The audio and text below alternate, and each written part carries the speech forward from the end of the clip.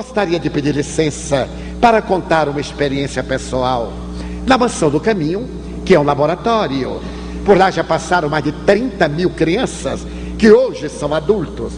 Em nossos lares substitutos passaram 876 crianças que nós educamos, hoje são adultos. Já nos deram mais de 300 netos e 16 bisnetos. Palavra pesada, mas já nos deram.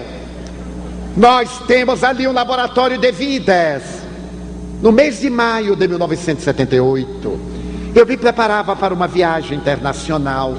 E quando estava concluindo a mala, altas horas, devendo viajar muito cedo na manhã seguinte, um dos meus filhos adotivos aproximou-se e me disse: tio, eu preciso de ajuda. O senhor imagine que eu tive uma noite péssima. Tive um pesadelo. Eu tive a sensação de que um monstro me perseguia, ameaçava esganar-me. Eu corria e aquele ser detestável corria atrás de mim para alcançar-me. E quando estava no momento de me encontrar, eu desmaiei e acordei banhado de suor. Tive um dia péssimo e estou com medo de dormir. Eu pedi que ele esperasse um pouco. E logo após terminar a tarefa, tomei de o Evangelho segundo o Espiritismo, pedi-lhe para que abrisse e lhe apliquei a bioenergia, o passe, essa transmissão de energia viva. No momento em que ele aplicava a bioenergia, eu detectei que no seu psiquismo, no campo da aura, estava uma presença malévola. E percebi que se tratava de um espírito cruel, porque ele me disse: eu vou matá-lo. Ele me matou e agora é a oportunidade da minha vingança. Apliquei o passe e antes de mandar o filho dormir, ele disse: olha, é uma depressão que se está instalando. Naturalmente há uma intercorrência espiritual. Procure seu irmão Edilton, um outro filho nosso que é médico, para que ele lhe oriente clinicamente, se necessário, leve-o ao psiquiatra. Porque os espíritas não estamos em postura diferente da ciência, marchamos ao lado da ciência, respeitamos-la. E se você necessitar de terapia, ele vai lhe levar ao psiquiatra. Mas procure distrair-se, procure fazer um esforço físico para transpirar, ore, dei-lhe as recomendações que se faziam necessárias. Chamei o meu filho Edilton e lhe expliquei o drama, que ele deveria ter muito cuidado, porque eu havia percebido que era também uma obsessão com características que se iam agravar. Viajei e uma semana após, de Roma, telefonando à Mansão do Caminho, eu soube que meu filho estava internado na clínica psiquiátrica do Hospital das Clínicas. Estava recebendo a terapêutica da época, ano de 78, alguns barbitúricos especiais. E à medida em que os dias se foram passando, sempre que eu telefonava, eu tinha uma notícia mais afligente. Ele estava pior e por fim, um mês após, ele estava fazendo sonoterapia, porque o seu transtorno viajou para a depressão bipolar. Ele começou a ter impulsos de suicídio e foi necessário ficar amarrado na cama e fazer-se sonoterapia.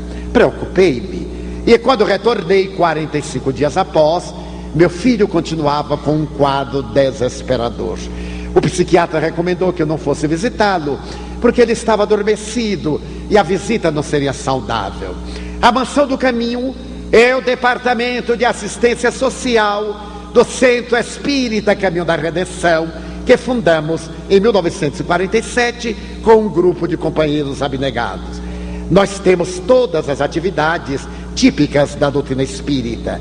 Para quem não é espírita, permita-me dizer que essas atividades são doutrinárias: seminários, simpósios, conferências, diálogos, cursos, estudos da evangelização infanto-juvenil, todas as atividades de propaganda, de consolação, atendimento fraterno, aplicação da bioenergia, e temos as sessões práticas, também chamadas mediúnicas. Essas sessões estão divididas em dois grupos: aquela para atender as pessoas cuja mediunidade aflora e necessitam de orientação. Primeiro, a pessoa deve ser informada de o que é o espiritismo, fazer um curso para depois educar a mediunidade. É um grave risco a pessoa participar de atividades mediúnicas sem saber de que se trata. É o mesmo que entrar num gabinete de química sem conhecer as fórmulas e ficar brincando com aqueles líquidos transparentes, pensando que é água e pode ser ácido sulfúrico. E temos uma outra reunião, que é chamada de desobsessão. A primeira nós chamamos de desenvolvimento, educação da mediunidade, educação do fluxo nervoso, educação dos hábitos. A outra é terapêutica, para atender a problemas especiais que dizem respeito a envolvimento com os espíritos perversos e com as várias enfermidades físicas, emocionais, psíquicas. Era dia de reunião mediúnica de desobsessão. E como eu faço parte, a nossa reunião é dividida em duas etapas. Às 19h30 nos encontramos, fazemos leituras, alguns diálogos, e às 20 horas passemos a parte experimental. Diminuímos um pouco as luzes, é feita a oração de abertura. A reunião mediúnica é constituída de um diretor, que nós chamamos psicoterapeuta espiritual ou doutrinador, de médiuns, de pessoas frias mediunicamente, de colaboradores para atividades de passes, constituindo uma equipe harmônica, que deve ser em pequeno número, de pessoas que se conheçam, que se estimem, que se respeitem, para que haja uma perfeita sintonia psíquica. E logo após a oração, eu fui instrumento de uma comunicação. As nossas reuniões são todas gravadas, para depois nós estudarmos, porque nós somos espíritas, mas não somos ingênuos. Nós temos crença na imortalidade da alma, mas não aceitamos quaisquer devaneios nervosos de natureza supersticiosa em absoluto. O espiritismo é a doutrina da razão, da lógica, do bom senso, do fato. Nós gravamos, quando vem alguma informação, esperamos que aconteça e avaliamos periodicamente, para não sermos vítimas de embuste ou não enganarmos aos demais. Eu entrei em transe e veio uma comunicação que depois eu ouvi na gravação. A comunicação dizia em síntese o seguinte: estamos na noite de 31 de dezembro de 1899. Eu resido no Vale do Paraíba, na cidade X, perto da Serra da Mantiqueira, no estado de São Paulo. Eu sou homem proprietário de uma vasta gleba de terras. Estou cansado, sou casado, tenho um filho. Meu filho está entre 15 e 16 anos. Naquela noite especial, eu estava com uma estafa muito grande e pedi à minha mulher que me desse um chá relaxante para dormir. E a infame colocou um sonífero. Quando eu tomei o chá, eu dormi pesadamente. E depois acordei estertorado, agônico, e ao abrir os olhos, eu vi meu filho sobre mim, com os joelhos prendendo meus braços, um travesseiro de plumas sobre minha boca e nariz, e a minha mulher me segurava as pernas e ambos gritavam: morre, miserável, tu deves morrer, és sovina, nós iremos ver nos livros de ti, não haverá vestígio, não vão ficar marcas, morre. Eu lutei bravamente, mas o meu filho jovem, aquele travesseiro, eu entrei numa agonia, numa dispneia, numa falta de ar, e perdi a consciência. Em determinados momentos eu tinha uma sensação de queda, em uma escuridão como nunca deve ter havido antes. Não sei quanto tempo se passou.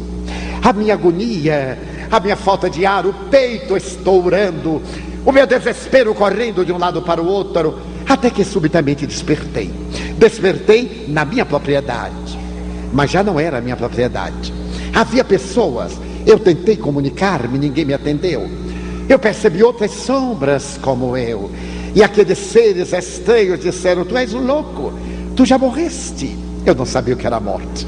Para minha vida era o dinheiro, era a religião que ia me dar o reino dos céus e nada mais.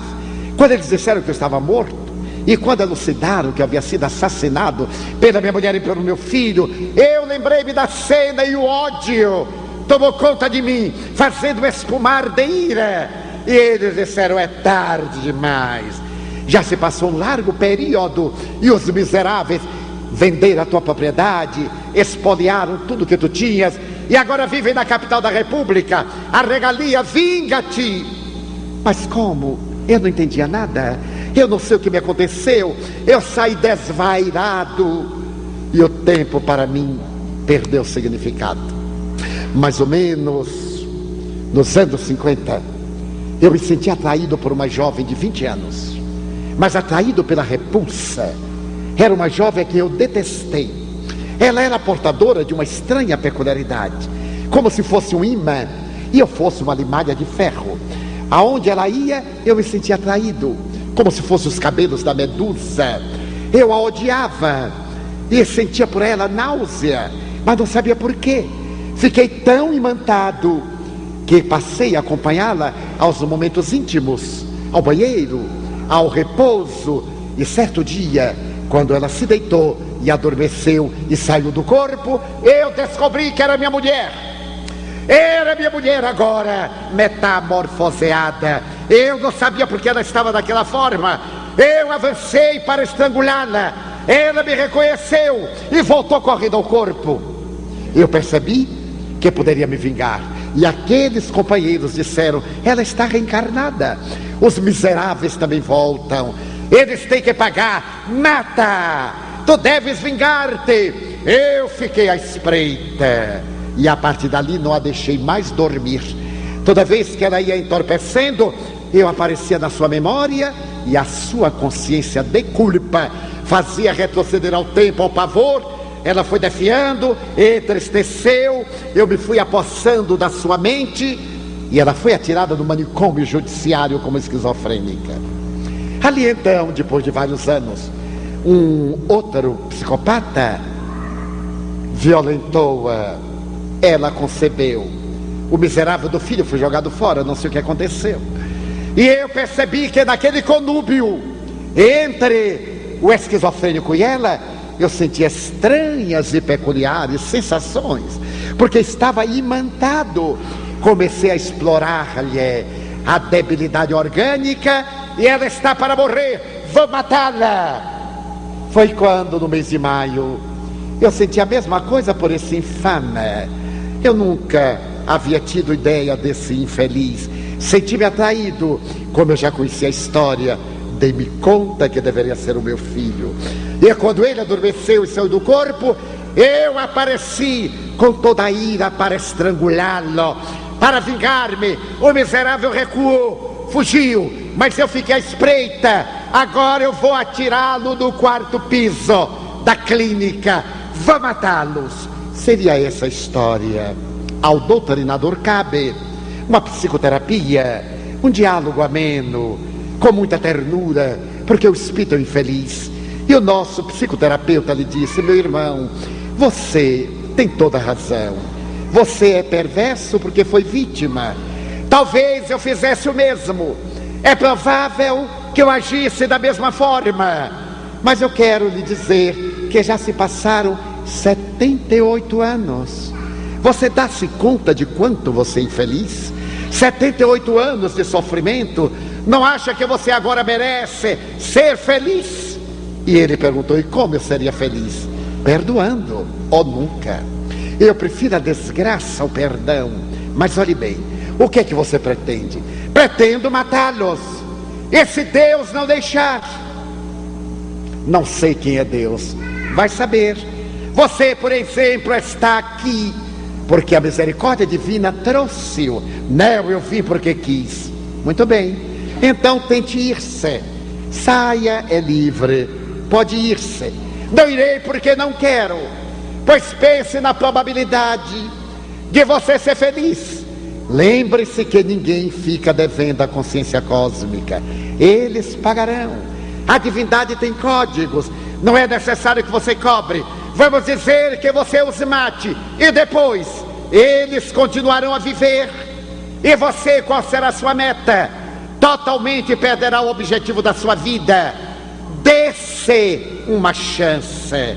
Naturalmente eu desejo que o nosso filho fique bom e que essa estranha se recupere, mas eu desejo também que você fique bom. Para nós você é um ser, não é uma figura de ficção, é um ser real. Nós queremos ajudá-lo. E falou-lhe com tanta ternura que o espírito começou a pensar diferente. E o doutrinador lhe disse: não lhe peço que resolva agora, não há pressa. Fique aqui durante uma semana em nossa casa, observe-nos. Esse rapaz não é nosso filho carnal. Nós o recebemos e não conhecemos a história, somente de Valda, quem sabe. Medite conosco, veja quanto é bom ser bom. Em nossa casa nós estamos realizando uma experiência muito curiosa. Aqui não se dá negativa. Seja qual for o problema, nós temos meios para ajudar. O espírito chasquinou. Então vocês aqui nunca negam nada? Nunca. E quando vocês não têm? Claro que nós sempre temos. Sempre temos uma boa palavra, sempre temos uma oração, sempre temos a solidariedade. É que nós temos o hábito de negar por comodidade ou por egoísmo. Aqui é proibido dar a negativa. Ele disse: muito bem, então eu ficarei, mas eu continuarei indo ao manicômio e continuarei indo à clínica. Quando eu terminei de ouvir a gravação, fiquei realmente estupidificado. Era aquela entidade com a qual eu tivera um contato no mês de maio, naquele dia 24. Muito bem, na próxima semana ele voltou e disse: vocês me convenceram. Eu me dou conta que tenho o direito de ser feliz. Eu me vou afastar e que a divindade cobre. Espero que Deus me vingue. Quanta gente que diz isso. Deus vingar as nossas paixões. Eu me irei, mas um dia eu volto. Perdoar eu não consigo, um dia eu volto. Foi. E quando nós ouvimos a gravação final, ficamos na expectativa. No dia seguinte, às 7 da manhã, o serviço social da clínica psiquiátrica chamou-nos para ir ao hospital. Meu filho, apesar de sonoterapia, despertara às 5 da manhã e estava agitado. Queria ir embora. Estava lúcido, recuperar a razão. Desejava voltar para casa, chamava-me. Não se lembrava que eu estivera viajando. Mais ou menos às 9 da manhã eu fui ao hospital, visitei-o. E ele disse: tio, o que é que eu estou fazendo aqui? Eu disse: você estava doente, meu filho. Você teve um problema muito grave. Estava internado para terapia. Mas eu já estou bom, tio. Sim, mas agora para sair é necessário aguardar que o psiquiatra lhe dê a conveniente alta. Ele disse: mas me leve imediatamente. Aqui eu não ficarei. Eu digo: não é assim. Há uma praxis. Vamos aguardar o psiquiatra. Quando o psiquiatra chegou às 11 horas, eu me apresentei. Disse que era o pai adotivo do jovem e que estava ali para pedir que ele desse alta ao meu rapaz. O psiquiatra estava escrevendo, um homem de muita cultura. Naquele tempo era catedrático de psiquiatria, com uma postura muito nobre. Ele continuou escrevendo e eu disse: desejo que o senhor libere o meu filho, porque ele já está curado. O psiquiatra levantou a vista, retirou o óculos e me perguntou: o senhor é médico? Eu disse: não, senhor, eu sou médium. E eu disse: agora quem fica sou eu. Meu filho vai e eu fico. Ele perguntou-me: o senhor é o quê? Eu disse: médium. E o que é médium? Bem, eu vejo os espíritos, eu ouço, eu entro em contato com eles. E como meu filho estava com uma depressão obsessiva, ele já ficou bom. Mas ele olhou meu nome: não é possível, seu Franco. O senhor acredita nisso? Eu digo: não apenas acredito, eu sei que é. Quem acredita muda. Quem acredita hoje deixa de acreditar amanhã. Quem sabe não tem jeito. Quem sabe ler, olha uma placa e diz: não vou ler. Já leu. Não tem jeito. Agora quem crê, não. Quem crê é frívolo. Crê agora, descrê amanhã, passa para ali, para lá. Eu sou uma pessoa ciente e consciente dessa realidade. Ah, quer dizer que seu filho já está bom? Eu digo: sim, senhor, eu venho pedir a alta. Mas, seu Franco, não existem espíritos. Eu disse: alto lá. Eu respeito o psiquiatra, mas essa opinião para mim não tem o menor valor. Eu sou psiquiatra há 32 anos. E eu sou espírita há 34, levo 2 anos na frente do senhor. Naquela época, em 78, eu estudo a doutrina espírita. E o doutor jamais leu uma obra espírita. Se leu alguma coisa, foi contra o espiritismo. Não tem autoridade. O senhor me pode dizer que não acredita e eu respeito. O senhor já imaginou se eu falasse que não existe esquizofrenia? O senhor diria que eu era um estúpido. Eu não direi isso. Mas também eu leio algo de psiquiatria, todo mundo lê. Agora, sobre espiritismo, o senhor me desculpe, eu conheço. Psiquiatria, o senhor conhece. Meu filho estava com um diagnóstico dado pelo senhor que eu respeito, mas eu tenho outro diagnóstico. Ele disse, está bom, então eu quero que o senhor dê a alta. Eu não darei. Eu digo, então o senhor me constrange a impetrar o mandato de segurança, porque ele é de menor, está sob a minha guarda e proteção. Eu trarei aqui psiquiatras para analisarem que ele está curado. Mas seu Freco, ele tem uma depressão bipolar, ele vai suicidar-se. Não vai, doutor. Dentro de 10 dias, se ele sair daqui, ele já se terá suicidado. Eu digo, pois eu virei com ele trazer ao doutor, oportunamente, o seu convite de formatura, quando ele terminar a universidade. Pois se ele não se suicidar dentro de 10 dias, eu rasgo o meu diploma, coloco no prato e como. E depois o senhor pode botar um pouquinho de alfafa para mudar o paladar, porque ele não vai suicidar-se. Ele então rabiscou e disse, o senhor é responsável. Eu disse, sim, senhor, responderei perante a justiça. Se ele suicidar-se, eu sou coautor, corresponsável. Levei o meu filho, entreguei ao médico clínico outro filho, convidei um psiquiatra para o acompanhar, e ele não voltou a ter qualquer episódio. Foi se refazendo, depois de mais de 40 dias internado, foi se refazendo, e um mês, um pouco mais, um pouco menos, o porteiro me chama e me diz pelo interfone, tio Divaldo, aqui tem uma mulher que quer falar com o senhor. Eu sei que não é a hora de atendimento, mas o caso dela me confrange. Ela está tão debilitada, está meio desvairando. Será que o senhor poderia recebê-la? Eu a mandei entrar, e quando a senhora chegou, que eu olhei, era o rosto do meu filho. Eu logo identifiquei, apesar de estar muito vergastada. Eu lhe perguntei o que desejava, ela me disse, seu Divaldo, eu era maluca. Eu fiquei no hospital 26 anos, doida, varrida. E aí eu fiquei boa. Um dia eu acordei boa e fiquei lá no pátio, até que alguém notou que eu estava boa. Aí o enfermeira disse, você está parecendo que está boa. Eu disse, estou boa. E então falar com o médico. O médico disse, olha, você está boa. Estou boa, então vai embora. Aí eu fui embora. Quando eu estava para sair, uma enfermeira disse, procure seu filho. Você teve um filho aqui há 15, 16, 17 anos e foi internado num lar de crianças da cidade. Era um rapaz, procure-o. Ele tem a obrigação de tomar conta de você. Quer dizer, obrigação relativa. Então, seu Divaldo, eu já procurei na casa do tio Juca. Não tem. E a outra casa é aqui. Eu queria saber se meu filho está aqui. Eu perguntei, como é o nome dele? Ai, seu Divaldo, eu não sei se tem nome. Eu estou dizendo que eu estava doida, varrida no hospital. Minha filha, e como é que eu vou identificar? Eu não sei. Quantos anos teria seu filho? Entre 15 e 18 anos. Pois bem, já está na hora do almoço. Vem almoçar conosco. Não, senhor, uma pessoa muito humilde. Eu digo, olha aqui, quem entrar come. Porque no Nordeste já tem fome demais. Entrou aqui, tem que comer pelo menos, sai aliviado. Você vai almoçar conosco, depois você descansa, só às 17 horas. Naquele tempo nós não tínhamos o primeiro grau completo, só tínhamos até a 5ª série, o ginásio eles faziam fora, agora fazem lá mesmo. Eles estão estudando, quando eles voltarem eu vou reunir, você me diz quem é seu filho. Será que eu acerto? Eu digo, acerta, porque mãe é uma coisa à parte. Não foi Deus quem fez as mães, foram as mães que impuseram a Deus os seus direitos, e então as mães são diferentes. Ela riu, almoçou conosco, colocamos em nosso centro médico para descansar, e às 17 horas eu chamei todos os nossos filhos entre 15 e 19 anos, eram 19. Eu fiz um semicírculo, trouxe-a e disse, aqui estão os meus rapazes, agora me diga qual é o seu filho.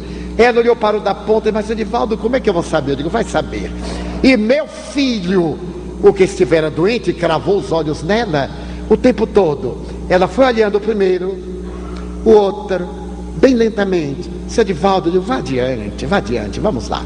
Até que ela parou no meu filho, que era o último, o ex-paciente. Os dois ficaram hipnotizados. Meu filho então veio, pálido, trêmulo, e chegou do meu lado direito, ela estava à esquerda, e ele disse: tio, quem é esta mulher? Não sei, meu filho. Tio, eu conheço esta mulher. Ela estava nos meus pesadelos. Ela dizia: mata o miserável, mata. Quem é ela? Eu digo: não sei, meu filho. Ela está aqui procurando um filho. Ele deu a volta, chegou de frente dela e pronunciou quase pateticamente uma palavra que nunca havia dito. Mamãe. Abraçou-a. Os dois caíram em pranto. E eu também, que não deixo ninguém chorar a sós. Eu sou um excelente companheiro. Ficamos chorando. Eu disse: agora fiquem a sós, porque vocês têm 16 anos para botar em dia. Quando eu ia sair, ela disse: não me deixe a sós com ele, que eu tenho medo. Eu fiquei, conversamos. Eu procurei saber onde ela estava na rua. A família abandonou-a por esquizofrênica irrecuperável. Então eu lhe propus alugar um casebre lá no bairro da Mansão do Caminho. Ela viria ao frente do médico fazer o tratamento. Nos fins de semana, o seu e meu filho iriam ficar com ela. E assim fizemos. Ela se instalou numa casinha que nós arranjamos, continuou o tratamento. Quando meu filho completou 18 anos, ele me disse: tio, eu quero morar com minha mãe. Eu disse: ainda é cedo. Você não tem trabalho, não terminou a universidade. Só depois, só o libero depois. Não há pressa. Mas tio, eu tenho uma dívida para com ela. Eu digo: dívida, meu filho, até o Brasil tem, e não vai pagar nunca. Então você aguente um pouquinho. Essa dívida nós pagaremos depois. Quando ele completou 22 anos, terminou a universidade, eu fui com ele ao psiquiatra, levar o convite. Quando o psiquiatra me viu, disse: mas seu Divaldo, eu agora já o conheço. Eu quero lhe dizer uma coisa: eu não comi meu diploma. Eu digo: graças a Deus, porque ia ser uma indigestão. Rimos. Ele é um homem extraordinário. Seu Divaldo, desde aquele dia que o senhor me arrasou, que disse que eu nunca havia lido nada, eu nunca tinha lido nada. Eu aí fui ler o tal de Allan Kardec. Depois eu fui ler os colegas. E eu vou lhe contar uma coisa: eu estou mais ou menos metido nessas coisas, porque o povo tem um medo da palavra que é horrível. Nessas coisas, nesses negócios, para não dizer a palavra espiritismo. Digo: doutor, vai ser uma maravilha para o senhor. Aqui está o convite do meu filho. Note que bonito, saiu ao pai, é claro. O senhor fez. Porque aquele menino, eu trabalhava numa autarquia, o IPASE, e uma funcionária do posto médico disse-me que havia nascido no manicômio uma criança que estava lá 3 dias e tinha que ser retirada. Não podia ficar no manicômio judiciário. Ela me perguntou se eu aceitava. Eu aceitei-o, levei-o para a Mansão do Caminho, criei uma história. Essa minha colega transferiu-se, perdeu o contato e nunca soube quem eram os seus pais. Ali estava agora, contei ao psiquiatra. Ele achou muito interessante. Quando meu filho completou 24 anos, ele se casou. Agora já estava numa melhor situação de vida, melhorou a casa, a mãezinha ao lado. Ela ficou com alguma leve sequela depois de mais de 20 anos de esquizofrenia por obsessão. Nasceu o seu filho, um menino. E ele me disse: tio, o senhor vai achar estranho, esse menino não me trouxe felicidade. Eu preferi uma menina. Eu não gosto do meu filho. Por que será? Ele vai gostar. É um anjo, meu filho.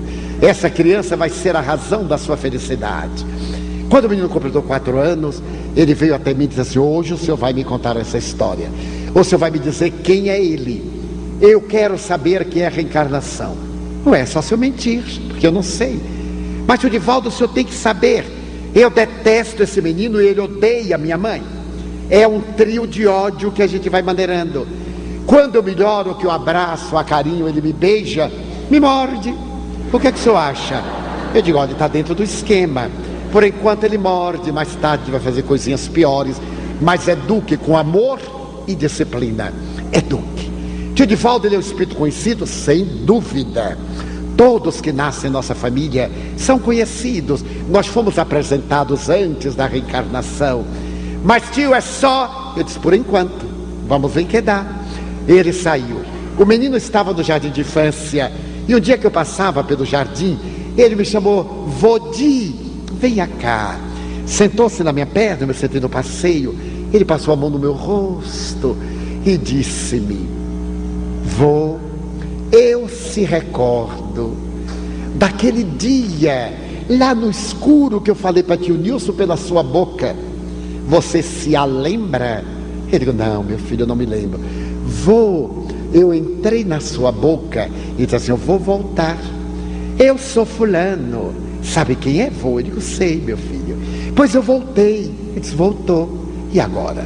Tem que ser muito bom para seu pai, para sua avó. Mas ela é má, né, vô? Ela é uma bruxa. Ele não é uma bruxinha. Está na moda a bruxinha. Você tem que a amar, meu filho. Falei-lhe, ele teve, depois daquele insight, uma espécie de um sono, voltou ao normal.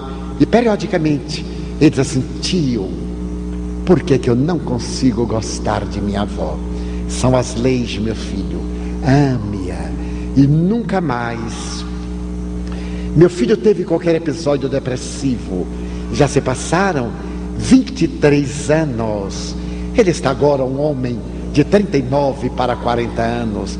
O meu neto é um menino de quase 16 anos. Já está com uma visão diferente. Doutrinamo-lo através da evangelização infanto-juvenil. Participou da nossa juventude.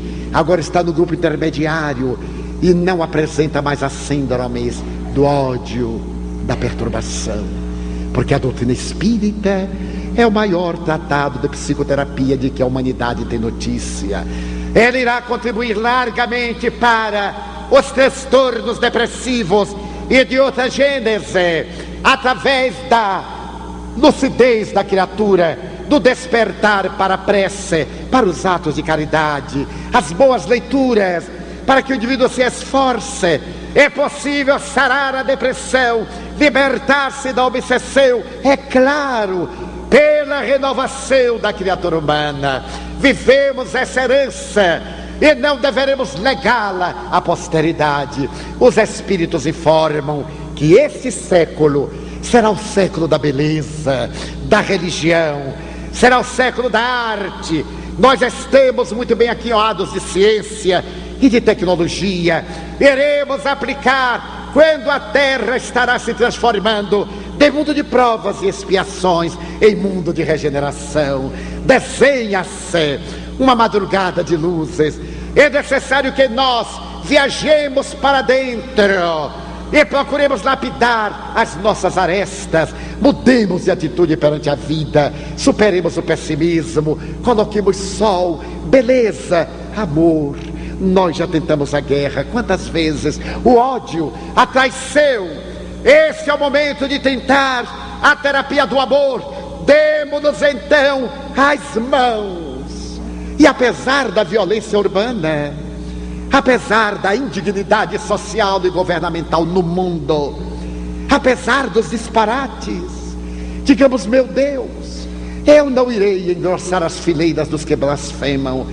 Eu quero dizer-te que eu amo a vida, que para mim é bela e é consentida.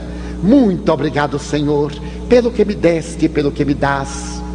Muito obrigado pelo ar, pelo pão, pela paz. Muito obrigado pela beleza que os meus olhos veem no altar da natureza. Olhos que fitam o céu, a terra e o mar, que acompanham a ave ligeira que corre fagueira pelo céu de anil e se detém na terra verde, salpicada de flores em tonalidades mil. Muito obrigado, Senhor, porque eu posso ver meu amor, mas diante da minha visão eu detecto os cegos que andam na escuridão, que tropeçam na multidão, que choram na solidão, que caminham nesse estado de abandono. Por eles eu oro e a ti eu imploro comiseração, porque eu sei que depois desta lida, na outra vida eles também enxergarão. Muito obrigado pelos ouvidos meus, que me foram dados por Deus, ouvidos que ouvem o tamborilar da chuva no telheiro, a melodia dos ventos nos ramos do almeiro, as lágrimas que vertem pelos olhos do mundo inteiro, ouvidos que ouvem a música do povo que desce do morro na praça a cantar, a melodia dos imortais que a gente ouve uma vez e não esquece nunca mais, a voz melodiosa canora, melancólica do boiadeiro, e a dor que geme e que chora no coração do mundo inteiro. Pela minha faculdade de ouvir, pelos surdos eu te quero pedir, porque eu sei que depois desta prova, na vida nova, eles voltarão a ouvir. Obrigado pela minha voz, mas também pela sua voz, pela voz que canta, que alfabetiza, que ilumina, que trauteia uma canção, pela voz que o teu nome profere com sentida emoção. Diante da minha melodia, eu quero rogar pelos que sofrem de afasia, os que não cantam de noite, os que não falam de dia. Oro por eles, porque eu sei que depois desta dor, no teu reino de amor, eles cantarão.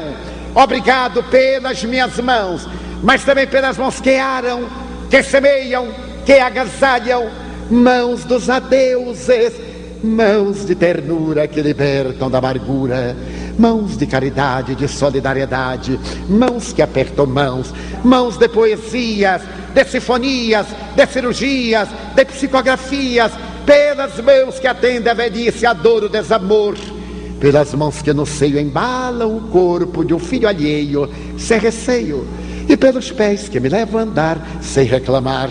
Muito obrigado, Senhor, porque eu posso bailar diante do meu corpo perfeito. Eu te quero louvar, porque eu vejo na terra aleijados, infelizes, marcados, amputados, deformados, desesperados, que não podem caminhar. Eu oro por eles. Eu sei que depois desta expiação, na outra reencarnação, eles também caminharão. Obrigado por fim pelo meu lar. É tão maravilhoso ter um lar. Não é importante se este lar é uma mansão, se é uma favela, se é um ninho, um grabato de dor, um bangalô, uma casa no caminho, seja lá o que for, mas que dentro dele exista a figura do amor de mãe, ou de pai, de mulher, ou de marido, de filho, ou de irmão, a presença de um amigo, alguém que nos dê a mão, porque é muito doloroso viver na solidão. Mas se eu a ninguém tiver para me amar, nem um teto para me agasalhar, ou uma cama para me deitar, nem aí reclamarei. Pelo contrário, eu te direi: obrigado, Senhor, porque eu nasci. Muito obrigado, porque creio em ti, pelo teu amor. Obrigado, Senhor, pela sua atenção. Muito obrigado, senhores.